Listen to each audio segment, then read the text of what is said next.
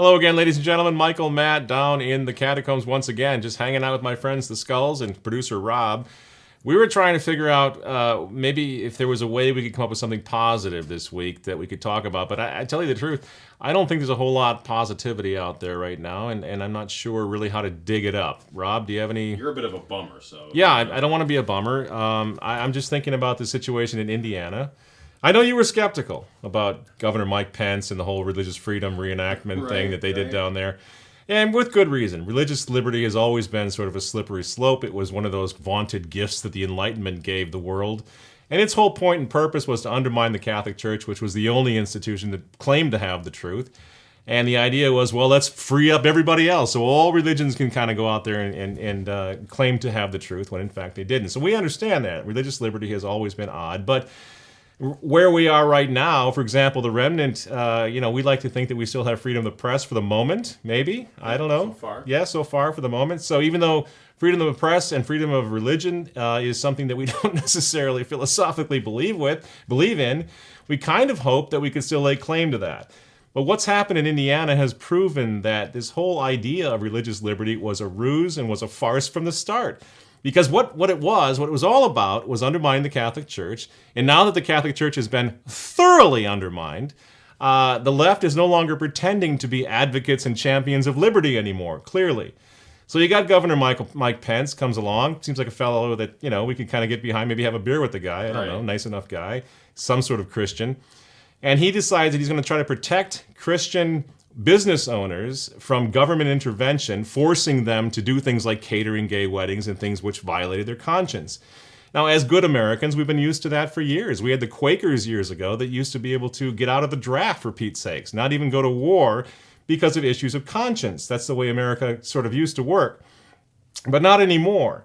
So he tried to protect Christian business owners from having to violate their own consciences. This had nothing to do, by the way, with refusing to serve a homosexual that came into the cafe and wanted a burger. That's what the left wanted it to be. But clearly, the Catholic Church doesn't teach anything of the sort. If I'm a cafe owner, a restaurant owner, it's not my job to poll everybody that comes in to see what their proclivities are and what their sins are before I'll give them a burger or a set of fries or whatever. So no, the Catholic Church doesn't teach that. You can feed someone, doesn't matter who they are, you can give them a sandwich. That's not what this was about. This was about having to violate your conscience by catering a wedding, for example, that's a homosexual, gay or lesbian wedding that violates your conscience. Fair enough. There are plenty of bakers out there who will bake a cake or cater a wedding and have no problem with the homosexual lifestyle or gay marriage. I'd say most of them. I would say most, too. They're pretty darn good at baking cakes, in fact, and making floral arrangements, right? Better than I am, certainly. Yes. So they really did have everything they needed. And to pretend like they were being discriminated against because someone wouldn't bake them a cake, as if that's, in any sense, the same as Rosa Parks being denied, a seat at the front of the bus. Rob, where is the black community? Why is the black community allowing this complete, farce that the homosexual community gets to equate what they're going through, saying that they're being persecuted to the same degree or at the same level that blacks were in America back in the 40s and 50s? This is a complete joke. Right. I mean, these people really did have to suffer because of the color of their skin, which was outrageous. This is why they push the born this way, though, thing. Yeah. Yeah, because then they can use the black argument. I think so. They're trying to make it the same thing. We were born this way, blah blah blah. But let's face it, they're not being persecuted. They tend to have plenty of money. They have plenty of upward mobility in job situations and in Hollywood and everywhere else. So it doesn't line up at all. What they want is for everyone to endorse gay marriage. That's basically all that this is all about. And they're picking on cake makers right now in truly bully fashion to try to. And the other thing that bothers me is that they're calling on the government, the mighty government, to come in and force the issue. I mean, haven't we seen enough of the government's war on drugs, for example? Do we really want the government now to get involved in a war on Christian morality? That's what they're calling for. Big government intrusion into our lives, into the lives of small entrepreneurs who want to bake cakes, I mean, it's unbelievable. And whatever happened to the libertarians, by the way? Why not just let the market decide, which is what we always hear. Let the market decide. If you have some intransigent Christian who refuses to bake a cake for a homosexual couple, well, let's let him run out of business, right? If that's what he's going to do, and if that's so unpopular, he'll go out of business. And the pro-homosexual, pro-gay marriage cake makers will do just fine. All of these things now, all of these arguments are just falling by the wayside in favor of ironclad, Soviet-style, Nazi-style government forcing of these issues, these ideologically driven moral issues, which is what this is all about. So poor Governor Mike Pence tried to make a little bit of a nod to the religious liberty issue, and he gets backed down, just like Pilate got backed down by a mob, really, starting with Hillary Clinton, moving all the way down to Miley Cyrus. So Pence had to ask lawmakers then in Indiana this past week to clarify the language in the religious objections law as businesses canceled conventions and governments banned travel to the state. Walmart, our good friendly Walmart stores, said that they were going to possibly pull their stores out of Indiana because of the outrage of the persecution that was going on.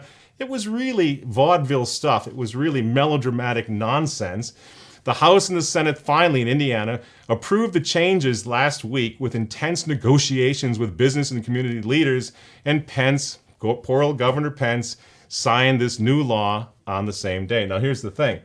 What started out as an effort to defend Christian business owners has completely flipped. It's done a 180, and now Christian business owners are being forced to serve and to cater homosexual marriages as if they're a protected class, which they hadn't been in Indiana until, de facto until now.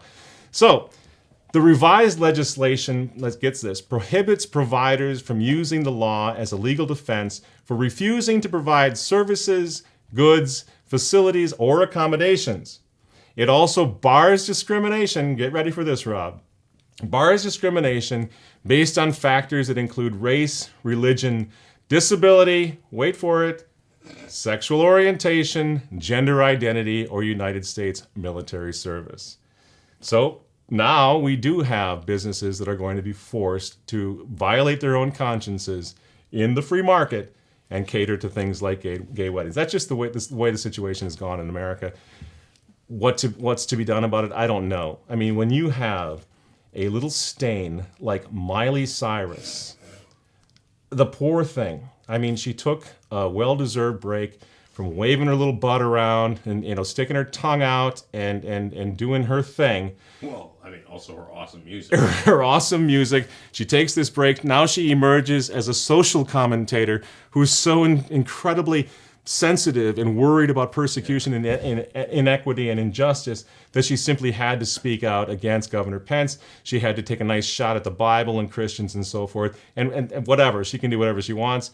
But Governor Mike Pence caved. Well, I think that's good for us, though, right? On what level? Validation. If she's for it or against it, then you have to be the opposite, right? Nobody likes her. Yeah, you would think that anyone, would look at Miley and say, "Oh, she's such an unfortunate." Is that a good euphemism? That's very kind. An unfortunate little waif.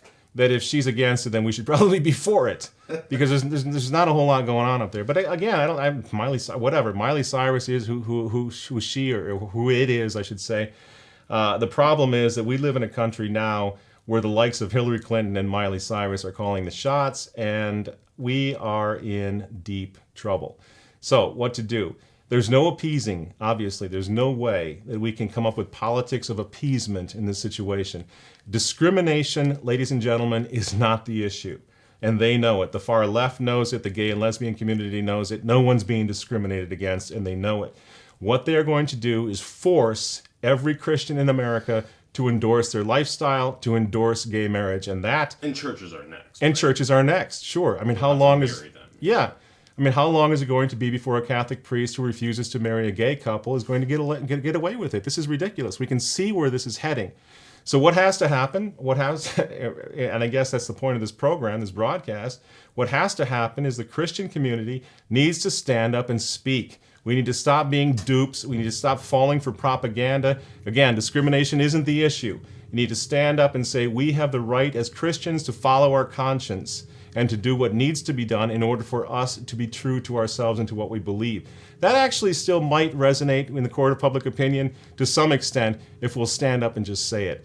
That's what you get here down in the catacombs. That's what we come down here for every week, and we're going to continue to do that. In fact, I think the gloves have to come off even more. We have to be unafraid to speak the truth no matter what, to proclaim the kingship of Christ, to proclaim fidelity to the Bible and to the teachings of the Catholic Church, and to ask our leaders, especially in the church, especially Pope Francis, yes, to make a judgment or two, because people are dying out here. They're losing their businesses. They're being persecuted. The only recourse really that will make any difference is the Catholic Church. If we make recourse to the Catholic Church and the Church steps in, things may change. If we continue down the road that Pope Francis wants the Catholic Church to continue down, we're lost, and persecution is not years away, it's months away. Please keep the faith, and I know, like I said, we're trying to find more encouraging things to talk about. There are a lot of things that are going on that are good.